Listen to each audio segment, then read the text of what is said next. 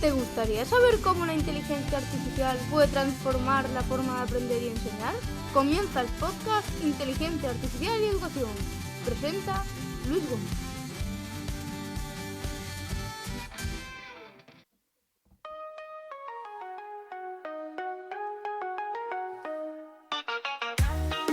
Hola a todos, hola a todas, bienvenidos, bienvenidas, espero que estéis muy bien. En este nuevo episodio analizamos cómo la IA está entrando en la educación desde distintas perspectivas. El plan británico de tutores con IA, la intuición de los modelos, la gestión de agentes, la metáfora de la bici eléctrica, la respuesta racional del alumnado y el debate sobre la conciencia. Escucharemos un nuevo episodio de la serie Rise Up Tech Women, donde Sandra Garrido analiza el informe sobre qué piensan las jóvenes españolas respecto a las carreras STEM, revelando que el obstáculo principal no es el talento, sino la identidad STEM. Don Guillermo Antón, el profe productivo, va a contarnos historias para no dormir sobre las administraciones y la protección de datos, y además nos va a dar un tutorial sobre presentaciones con diapositivas usando Notebook LM. Jesús Rivas de redacta.me nos deleitará con otra edupíldora sobre buen uso de la IA y cerraremos con los acertijos peliculeros. Recuerda que si aciertas te enviaremos un libro de Guillermo Antón donde tú nos digas. ¿Empezamos?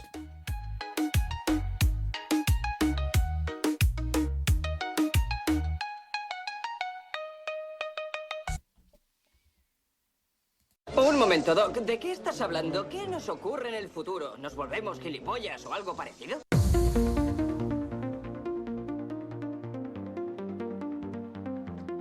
Vivimos en un momento de la historia en el que la IA ha dejado de ser una promesa futurista para convertirse en una presencia cotidiana en aulas, trabajo y decisiones. Ya no hablamos de si llegará, sino de cómo la estamos usando y sobre todo de qué estamos dejando de aprender mientras la usamos. Gobiernos que prometen tutores digitales para cientos de miles de estudiantes, algoritmos que parecen intuir, directivos que gestionan ejércitos de agentes, alumnos y alumnas que aprenden a sobrevivir al sistema y científicos que se preguntan dónde empieza y dónde acaba la conciencia. No estamos ante una revolución tecnológica, sino ante una prueba educativa, y es que el verdadero examen no es para las máquinas, es para nosotros y nosotras.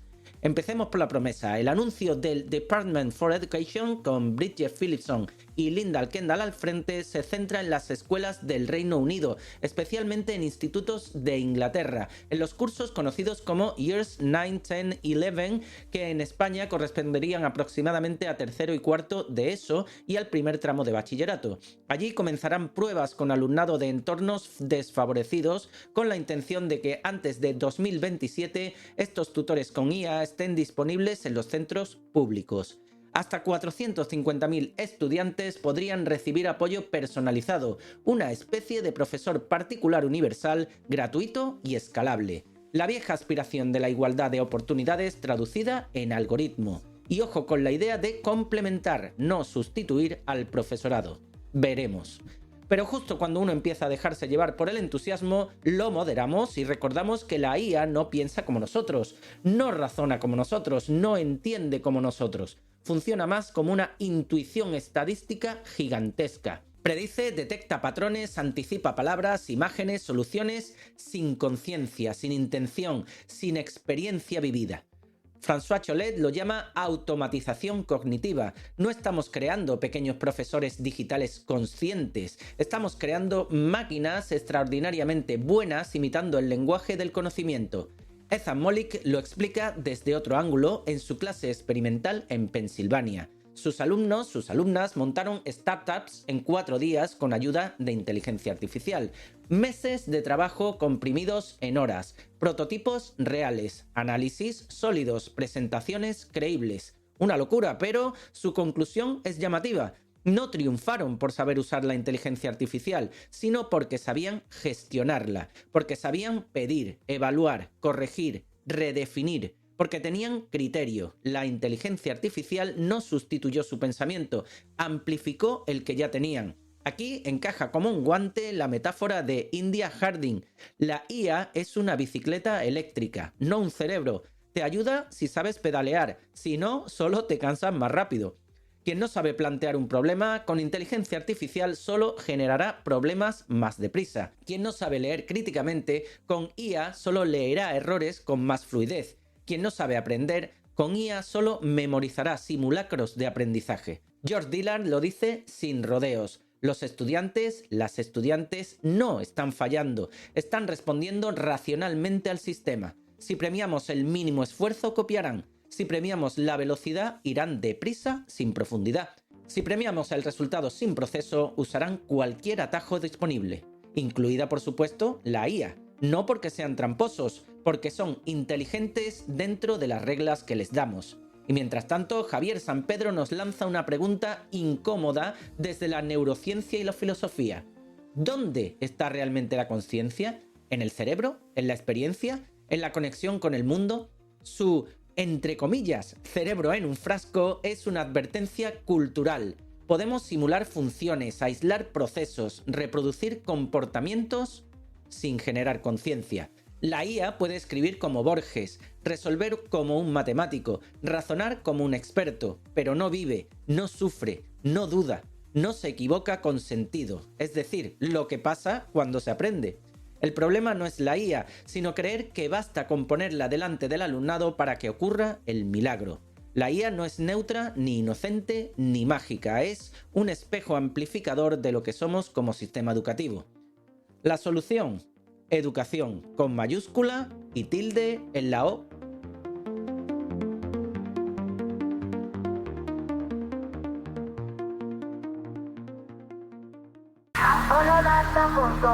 Jesús Rivas nos quiere enseñar cómo la IA podemos usar, con María Chat vamos a explorar. Con redacta.me Jesús Rivas nos viene a enseñar.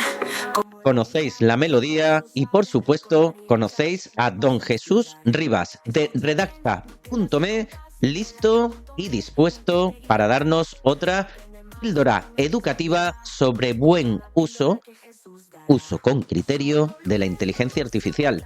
Muy buena, Jesús. Hola, Luis. Hoy te voy a hablar de cómo la inteligencia artificial generativa puede mejorar el aprendizaje colaborativo. Nos vamos a centrar en cómo estos modelos pueden transformar las dinámicas de colaboración en el aula. Y para ello nos vamos a basar en uno de los capítulos del informe de la OCDE sobre educación digital. En primer lugar, tenemos que hablar de qué es el aprendizaje colaborativo. Se trata de un enfoque educativo donde los estudiantes trabajan juntos para resolver problemas, completar tareas o crear productos. Al compartir conocimientos y habilidades, los estudiantes no solo mejoran el entendimiento del contenido, sino que también desarrollan habilidades interpersonales esenciales. Por ejemplo, un estudiante puede utilizar IA generativa para recibir resúmenes comprensibles de textos complejos, agilizando su preparación para discusiones en grupo. Sin embargo, la integración de la inteligencia artificial generativa requiere la intervención humana para definir así los objetivos y principios pedagógicos claros que la IA por sí sola no puede determinar. Por ejemplo, y sobre el impacto en el aprendizaje, en un proyecto donde los estudiantes deban presentar argumentos sobre un tema, la IA generativa puede asistir proporcionando puntos de vista variados basados en grandes cantidades de datos. Algunos estudios ya han mostrado que tal abordaje ayuda a fomentar habilidades de debate y análisis crítico. Si miramos al futuro y el potencial que esto tiene, imagina, por ejemplo, un aula donde la IA ajusta automáticamente el material de aprendizaje a las necesidades específicas de cada grupo, optimizando el tiempo y el enfoque en los aspectos más desafiantes para los estudiantes. Esto podría desbloquear nuevas formas de colaboración, donde las diferencias en nivel de habilidad se manejan de manera más eficiente.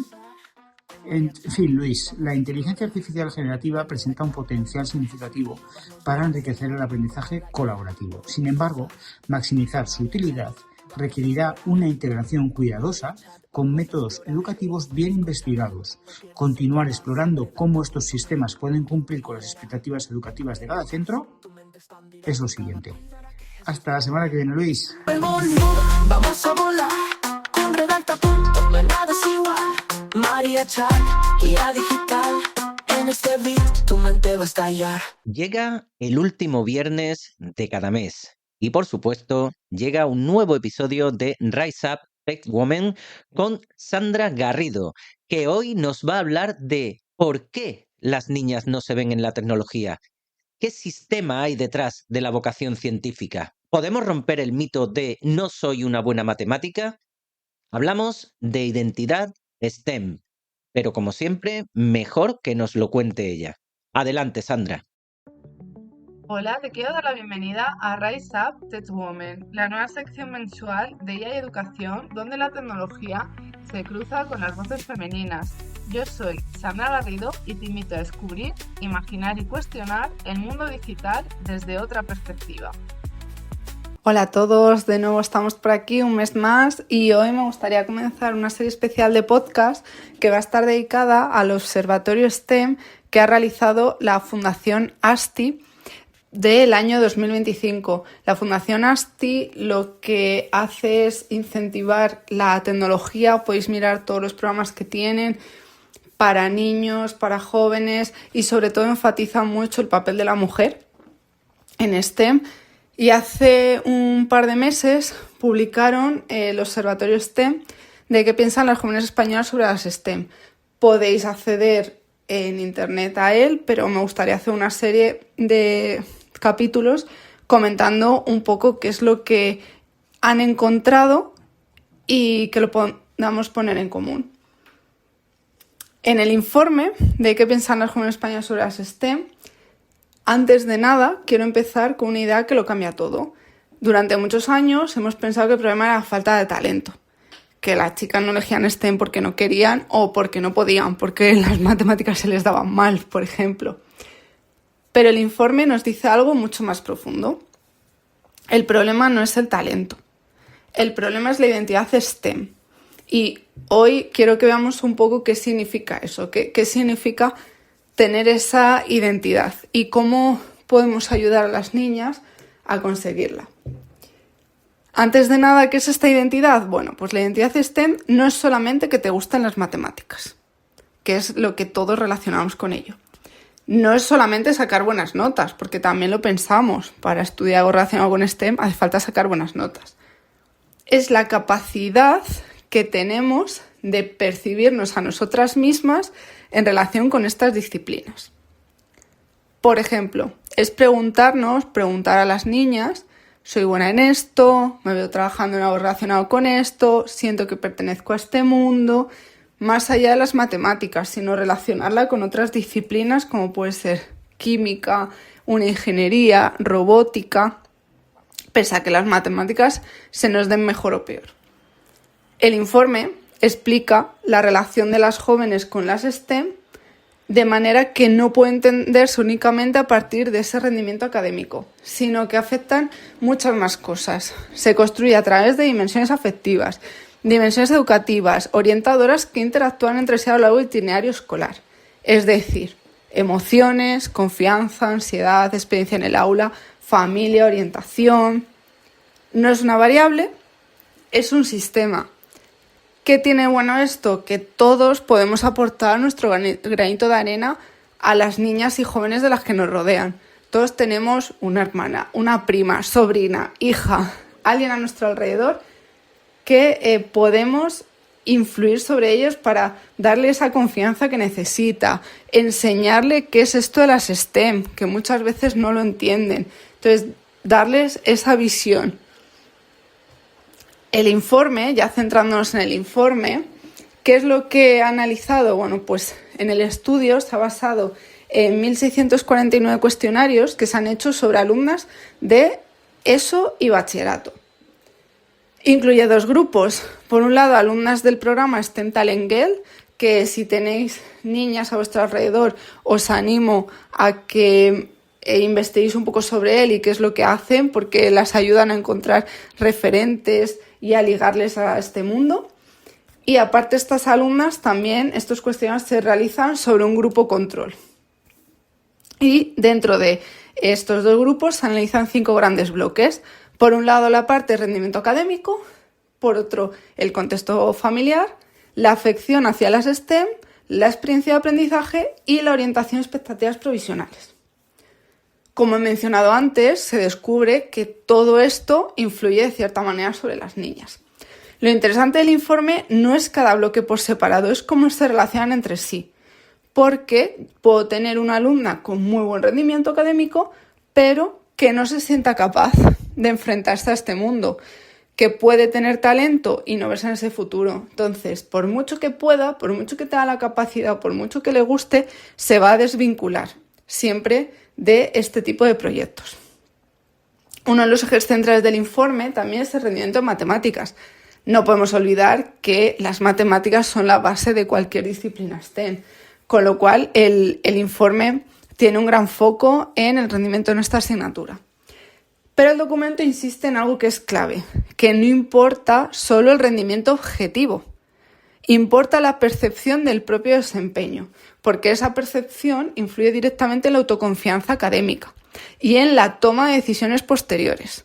¿Vale? Aquí yo creo que todos en algún momento, aunque sean nuestros años de estudio, hemos descubierto chicas que al enfrentarse a las asignaturas de matemáticas han visto que un 7 no era suficiente o que directamente no conseguían aprobar porque no creían en ellas mismas. Entonces ahí vemos un problema en esa autoconfianza académica. Y aquí en matemáticas, debido a todo ello, aparece una de las claves de género más relevante. Incluso con rendimiento comparable, las jóvenes tienden a infraestimar su competencia en STEM. No es que no puedan, es que sienten que no pueden. Y esa es la gran diferencia. Una vez más, os animo a si tenéis a vuestro alrededor acceso a alumnas de secundaria o de bachillerato, que les preguntéis o comparéis cómo ellas se enfrentan a asignaturas como física, química, matemáticas y cómo se enfrentan sus compañeros. Mientras que en otro tipo de asignaturas como biología, ellas se sienten mucho más seguras. Entonces, ¿por qué el enfoque que da este informe es diferente? Porque las actitudes que describe no son aisladas. Intenta buscar patrones, tensiones y trayectorias. No pregunta solo si te gustan las ciencias, pregunta cómo evolucionan tus emociones con el tiempo, qué papel juega la experiencia en el aula, cuándo empiezan a cerrarse opciones y entiende esta identidad STEM como un constructo dinámico. Algo que se construye y se debilita a lo largo de los años y eso cambia realmente la conversación. O sea, os animo a pensar también en niñas que cuando están en el colegio les gustan mucho las matemáticas y según van creciendo van alejándose de ellas. Eso yo creo que todos podemos pensar en algún caso que ha ocurrido, pues tiene que ver con esta identidad STEM, que tenemos que ayudar a que no se pierda. Entonces, ¿cuál es el problema? Pues en realidad, si el problema fuera una falta de talento, la solución sería muy simple, que estudien más, que le dediquen más tiempo, pero si el problema es la identidad, entonces hablamos del sistema. ¿De qué tenemos que cambiar? La experiencia educativa, el clima en el aula, la orientación temprana, los referentes, la confianza, la ansiedad, y esto es mucho más complejo pero más transformador. Muchas veces no encontramos referentes que las ayuden, no sabemos cómo orientar desde pequeñitas, cómo transmitir esa confianza, cómo ayudarlas a trabajar la ansiedad. Este primer episodio me gustaría que fuese para entender algo esencial, que es que el debate no es si las jóvenes pueden o no, es si se ven pudiendo, si ellas se imaginan en el futuro de esa forma, si ellas van perdiendo esa conexión con las STEM o no, o cómo podemos ayudarlas, según lo que la Fundación ASTI ha podido extraer de este informe. La típica pregunta de me gustan las STEM pero no son para mí, porque muchas veces el problema no es el gusto, es la ansiedad. O sea, yo me he encontrado a lo largo de los años muchas chicas que les encantaba matemáticas, que les encantaba la programación, pero pensaban que no era para ellas. Entonces tenemos que intentar ayudarlas con ese tema, cada uno aportando su granito de arena. Entonces en este episodio simplemente quería mostrar que es la identidad STEM, y luego en los siguientes episodios iremos un poco desgranando este informe, ¿vale? O sea, aquí simplemente sentar la base. En el siguiente capítulo me gustaría ver un poco cómo se enfrentan o cuál es la forma de ver de estas alumnas que han respondido a los cuestionarios las matemáticas y las ciencias, cómo se relaciona emocionalmente la confianza, la ansiedad, ese poder de decisión. En el siguiente capítulo veremos un poco cómo afecta la familia, porque una de las cosas que se ha obtenido de este informe es que la familia afecta mucho en lo que las niñas van a elegir o no. Tiene sentido, porque si en mi familia hay mujeres que son ingenieras, yo ya tengo referentes, pero si en mi familia no hay mujeres ingenieras, los referentes los tengo que buscar fuera. Y luego dedicar un último episodio hacia la parte de orientación. ¿Cómo podemos ayudarles a orientar? Pues aquellos que somos profesores, ¿cómo podemos hacer una orientación más temprana? Incluso en algunas que son más mayores, ¿cómo ayudarlas a reconvertirlas? Y cómo en bachillerato es el punto crítico. Todos aquellos que sois profesores en instituto, os animo a que veáis un poco esas jóvenes que tenéis en clase, pues como en los primeros cursos de la ESO sí que tienen una manera de enfrentarse a las STEM mucho más tranquila y con menos ansiedad cuando están en primero y segundo de bachillerato. Entonces, ¿cómo nosotros podemos ayudarles como docentes a que ellas se vean capaces, que no tengan ningún problema y que vean que pueden? Entonces, nada, por hoy me despido aquí y seguimos desgranando este informe en los próximos meses.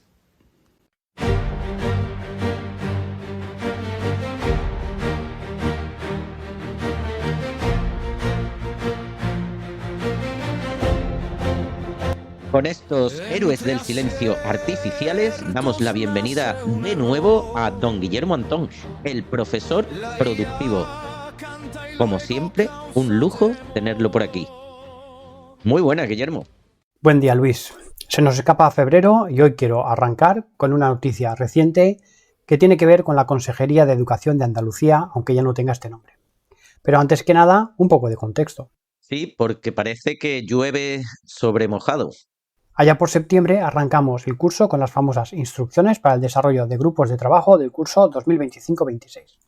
Y en el apartado 7, página 2, de esa norma se establecía lo siguiente. Con el fin de preservar un entorno digital seguro, no se aceptarán actividades relacionadas con la IA en modalidades de autoformación. Esta medida temporal nos permitirá unificar criterios y establecer directrices y controles sólidos que promuevan un uso profesionalizado de la IA alineado con nuestro compromiso con la seguridad y la protección de datos. Déjame que lo repita. Alineado con nuestro compromiso con la seguridad y la protección de datos. Si nos sigues de forma habitual, te acordarás de que fuimos muy críticos con esta medida, que cancelaba de facto las formaciones en IA de los docentes andaluces patrocinadas por esta consejería. Lo nombramos en el podcast también, aportando nuestras razones, que también publicamos en el blog. Luis os dejará el enlace a ese artículo. Un par de meses después, en noviembre, aplaudimos la decisión adoptada de comenzar con unas formaciones centradas en Gemini, la herramienta de Google. Pensamos, bueno, más vale tarde que nunca y más vale Gemini que nada. Pero sin duda nos alegramos de que arrancaran estos cursos para que los docentes se inicien en estas herramientas de IA, da igual las que sean. En el fondo, sospechamos que había algún tipo de arreglo económico de por medio para priorizar esta herramienta sobre ChatGPT, Microsoft Copilot o por la que sea que elija cada profesor, y que también primaban el tema de la protección de datos, que tan relevante había sido al cancelar las formaciones en primer lugar, ¿no? Alineado con nuestro compromiso con la seguridad y la protección de datos. Pues hoy os traigo la tercera parte de este vodevil, que es una noticia que se publicó hace un par de semanas. Y es que tanto va el cántaro a la fuente. El gobierno andaluz ha vulnerado durante los últimos 5 años la protección de datos de 738.502 alumnos menores de edad, 43.202 profesores y 2.676 centros escolares por el convenio que firmó con el gigante tecnológico Google para disponer de su plataforma educativa virtual Workplace for Education, a cambio de la cesión de sus datos. Vaya por Dios, pues parece que no era tan importante nuestro compromiso con la seguridad y la protección de datos. ¿Qué es lo que ha pasado? Pues resulta que un profe no podía usar ChatGPT para crear una rúbrica de mierda, pero este es el punto 10 del convenio de Andalucía con Google sobre la transferencia de datos. Google podrá almacenar y tratar los datos en cualquier lugar en el que Google o sus subencargados tengan instalaciones. Y ahora viene lo mejor. ¿Qué creéis que ha pasado después de que esta noticia salga a la luz?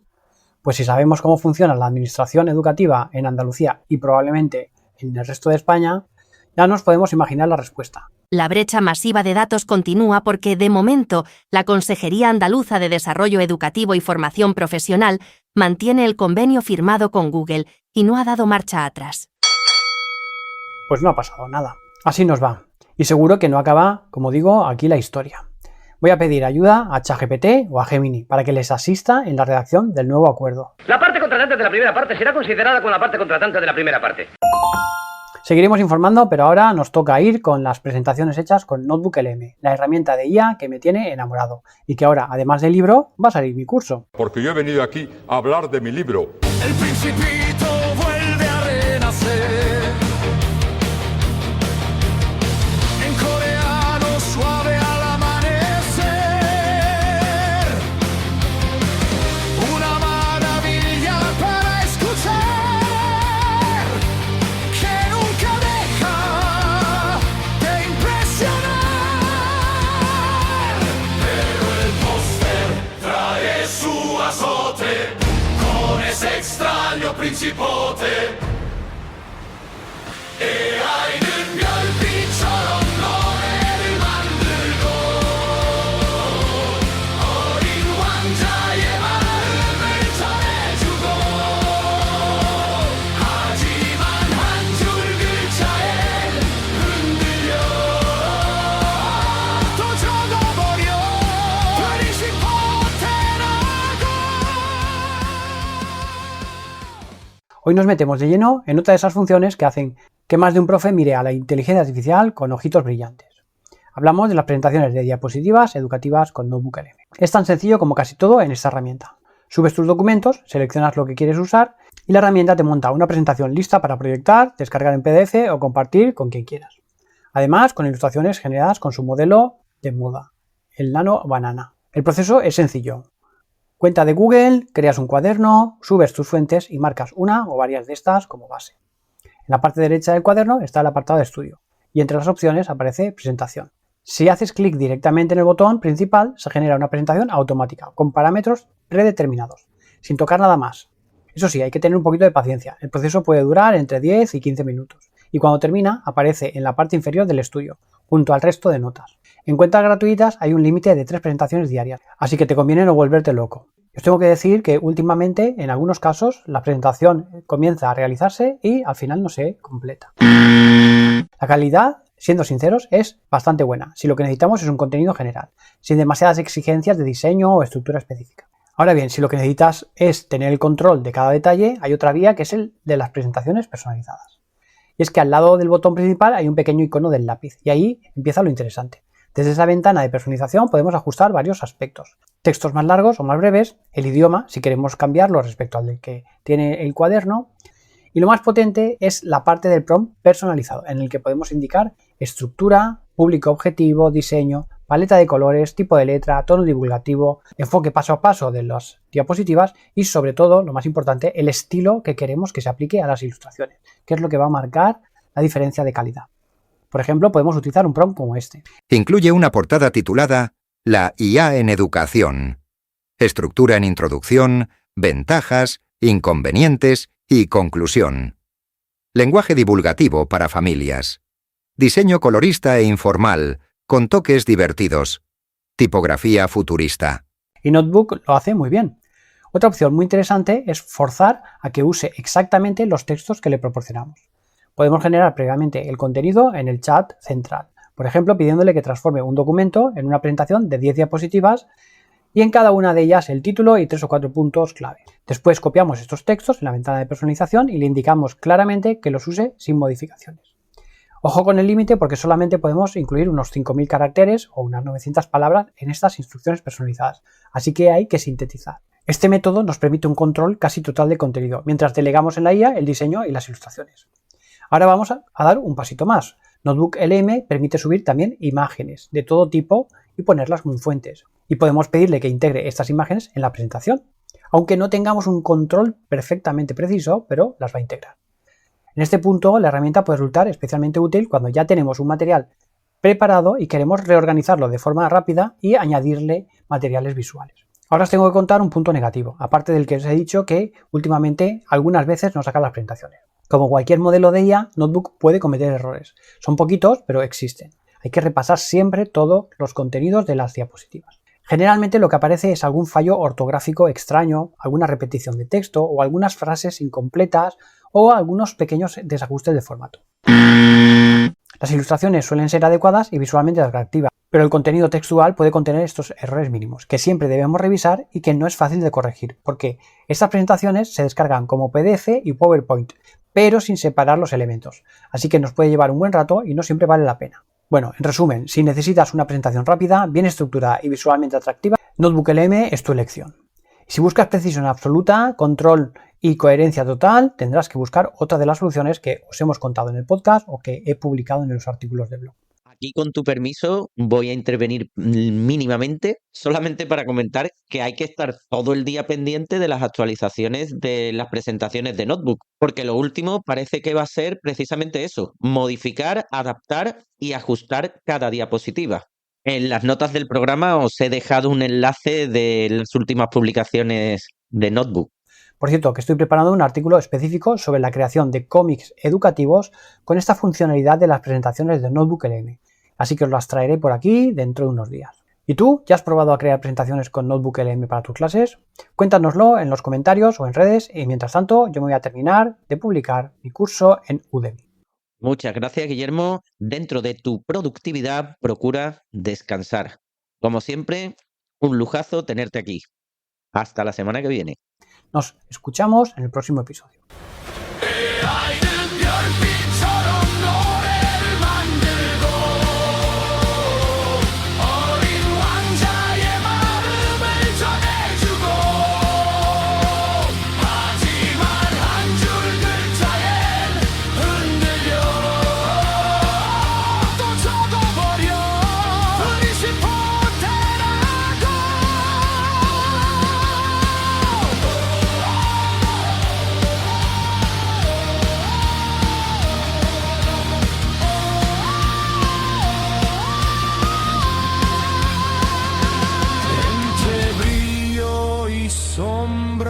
Camina la IA que nos acompaña y domina.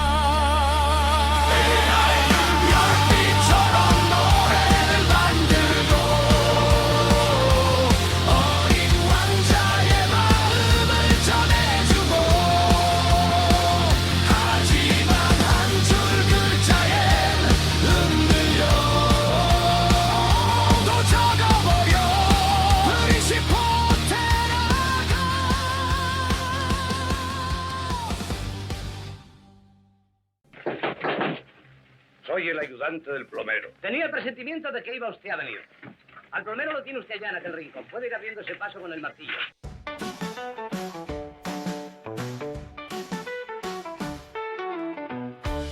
Y por vez número 157 llegamos a los acertijos peliculeros. La semana pasada escuchábamos... Permítame que le presente a Matías Martí, inventor de palabras. Don Ibrahim de Ostolaza y Bofarul, ilustre jurista. Encantado de conocer a otro poeta. Poeta, yo no. Yo jamás he sido capaz de unir más allá de 3 o 4 palabras. Yo soy un inventor de palabras, un creador del lenguaje, con lo cual contribuyo a enriquecer el léxico patrio. Matías es un suministrador de materia prima del lenguaje. Lo que Isaac Peral hizo con el submarino, Matías Martí lo hace con las palabras. Lleva inventadas más de 1000. Por favor, Matías, dile usted la última, don Ibrahim. Bizcotur. ¿Cómo dice? Bizcotur. Dícese del que sobre ser bisojo y mal encarado mira con aviesa intención. Puede también usarse como sustantivo. Se la regalo. No sé qué decirle. Muchas gracias. Se trataba de la película La Colmena, dirigida por Mario Camus en 1982.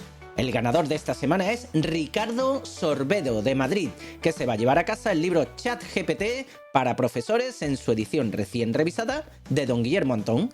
Enhorabuena, Ricardo. Y para esta semana... Me dejaron como un tomate maduro. Muy valiente. Increíble, en esos momentos eres gracioso, muy gracioso. ¿Qué insinúas? Di. Pues nada, esa historia tiene mucha gracia. Eres un tipo gracioso. ¿Por qué lo dices? ¿Por la forma en que hablo? Sí, claro, eres gracioso. Me refiero al modo en que cuentas las cosas. ¿Gracioso por qué? ¿Qué tengo de gracioso? Vamos, Tommy, no le interpretes mal. Espera, Anthony. Es mayorcito, sabe lo que dice, contesta. Cierto. ¿Gracioso por qué? ¿Qué? Yo solo he dicho que eres gracioso. Vamos a ver si lo entiendo, porque quizá es que estoy algo bebido. Sí, es posible, pero ¿cómo soy de gracioso? ¿Quizá como un payaso de circo? Te hago reír, ¿crees que estoy aquí para divertirte? Bueno, ¿por qué soy gracioso? ¿Qué tengo de gracioso? No sé, es por cómo cuentas las cosas, ya sabes. No, yo no lo sé, lo dices tú. Tú eres el que dices que soy gracioso. ¿Por qué demonios soy gracioso? Vamos, ¿qué coño tengo de gracioso, Dime, ¿qué tengo de gracioso? Si la sabes, envía tu respuesta al correo podcast@educacion@gmail.com o un mensaje privado a las cuentas de este programa en Blue Sky, X, Instagram o Facebook. Y si eres el primero o la primera en acertar, te enviaremos a tu dirección postal uno de estos dos libros, ChatGPT para profesores o Notebook LM para profesores, los dos de don Guillermo Antón, el profe productivo. Estamos en vuestras plataformas de podcast favoritas y en YouTube. Recordad que todo ser cree ser todo, pero nada es todo. Todo es apenas nada. El ave es nada porque vuela y el pez es todo porque nada. Moderad vuestro entusiasmo y que la luz eléctrica os acompañe. Adiós.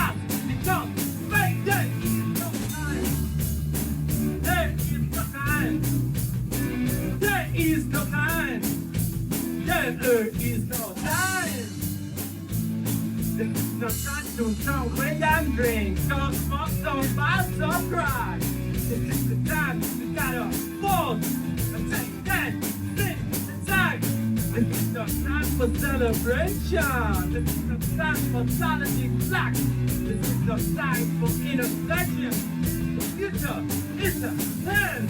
This is the time for fun and victory. No time for political fear. No time for action. No winning. Death is the time. This is time. This is time. Cause there is no time. There is no time. There is no time. There is no time. There is